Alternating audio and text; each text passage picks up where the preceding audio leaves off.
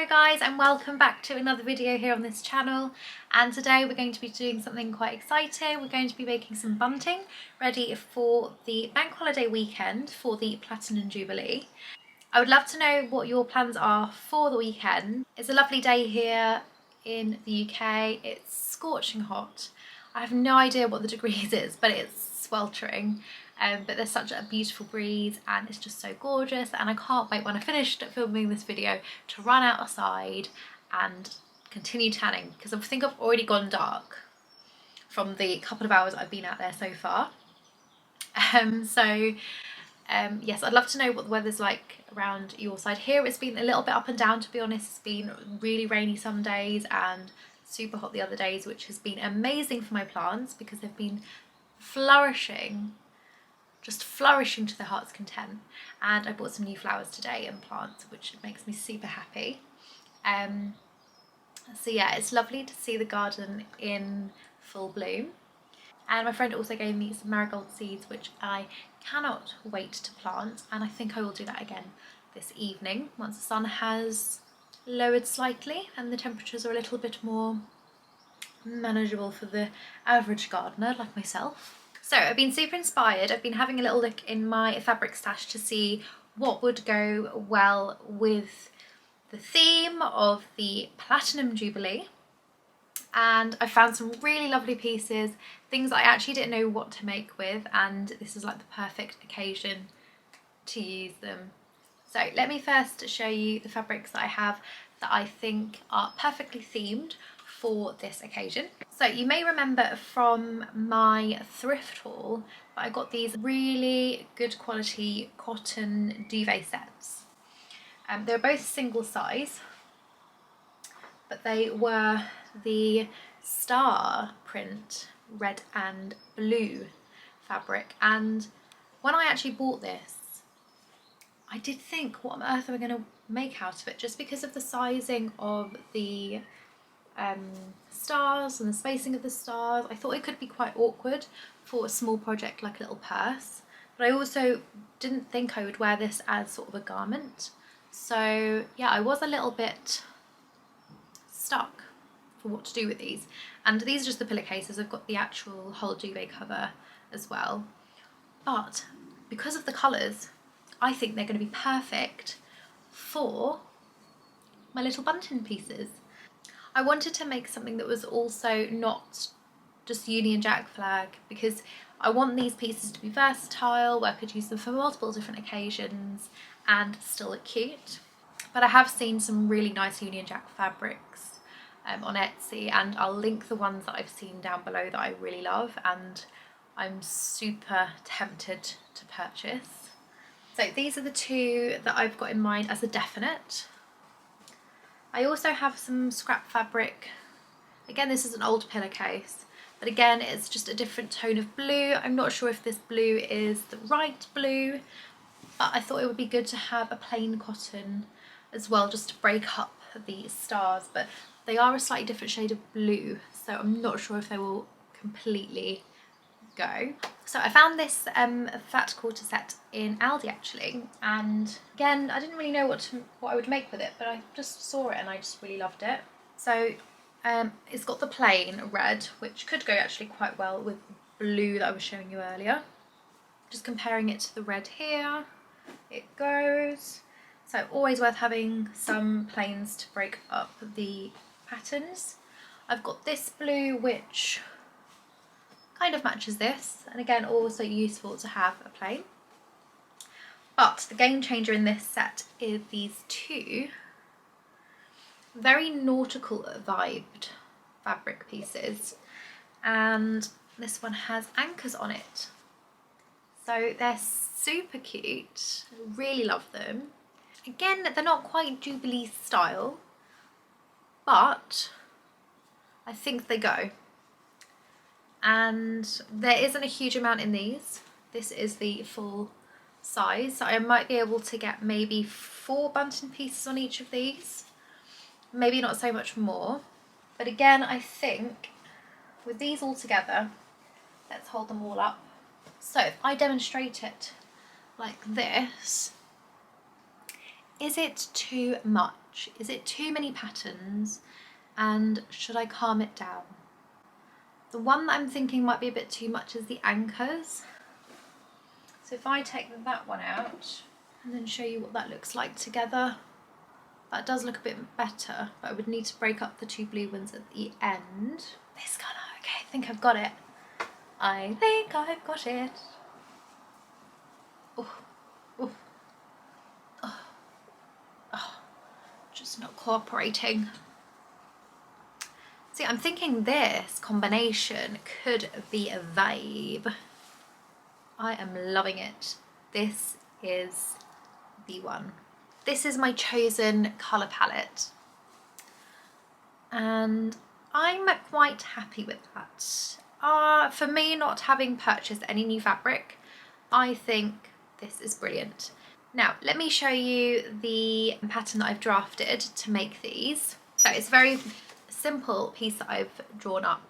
I was going to try and get this digitized and uploaded so you guys can also download it for free, but it's just seemed to have proven to be quite difficult to do that for multiple reasons, one of which my website is not up and running just yet, so I can't physically put anything up there at the moment. The other option is to put it up on Etsy, but because of the fees that they would charge for me just selling digital downloads, it would actually cost me to give it to you for free. So yeah, it's a tricky one.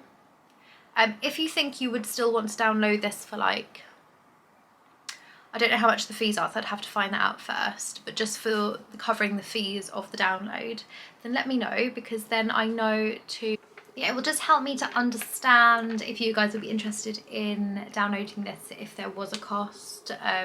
Obviously not intentional, but yeah, it doesn't make sense for me to have to pay for every download that's made. So yeah, let me know in the comments down below if you think that's an option, or if you're quite happy just to wait for my website to be up and running.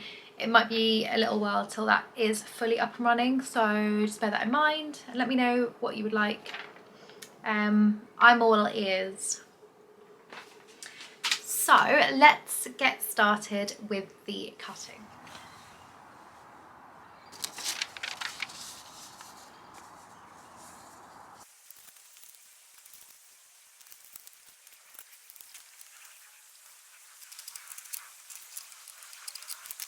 I have my pieces and here they are, all pre-cut out. So I've kept them in the same order. So with the stars, plain, pattern, pattern, plain.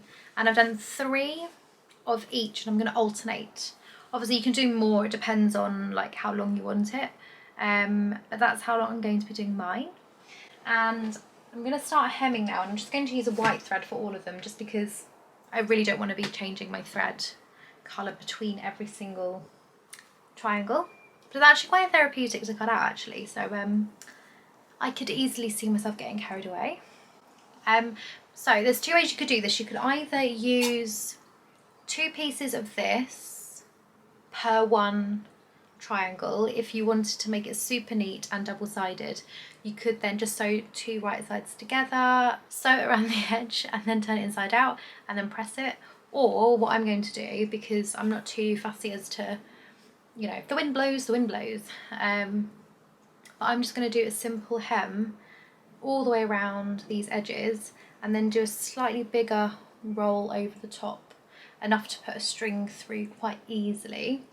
And the pattern that I've created, I have left quite a bit of an allowance there in order to cater for that.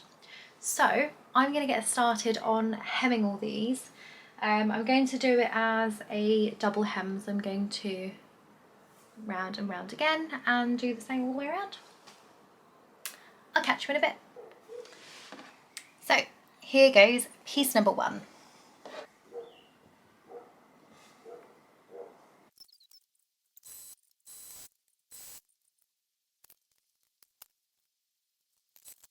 There's edge number 1, which I think is a really nice finish, and going to do edge number 2.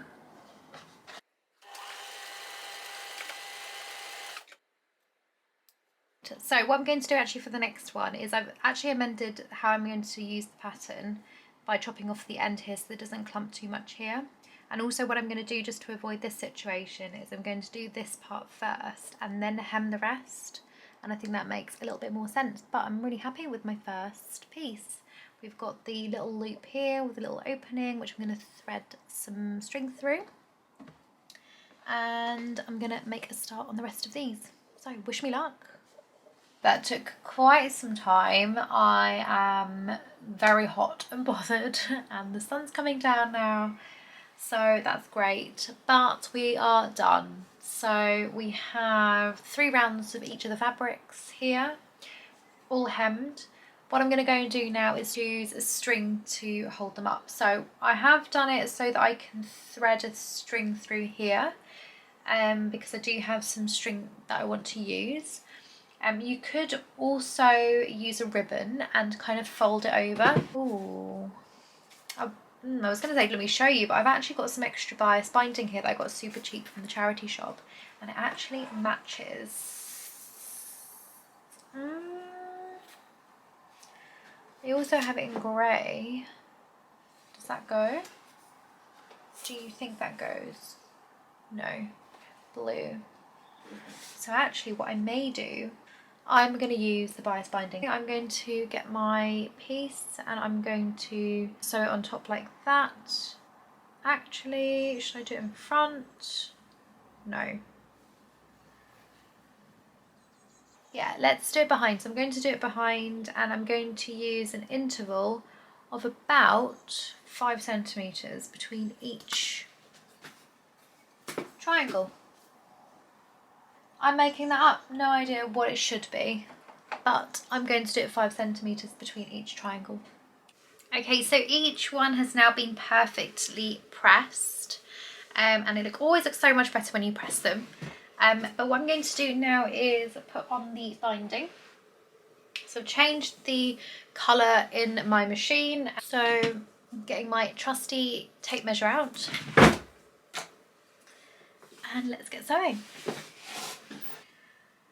So I'm going to leave a little bit of a length to tie it, and then I'm going to get my bias binding like this. I'm going to pop this in the centre and then I'm going to fold it over, and then I'm going to stitch along. And of course I have to use my Jubilee themed needle pins.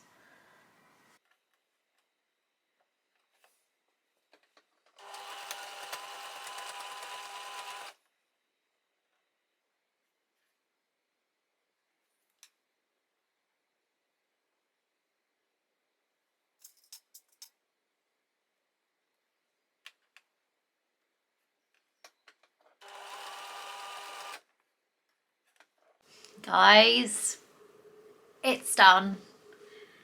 Let me show you. Are you ready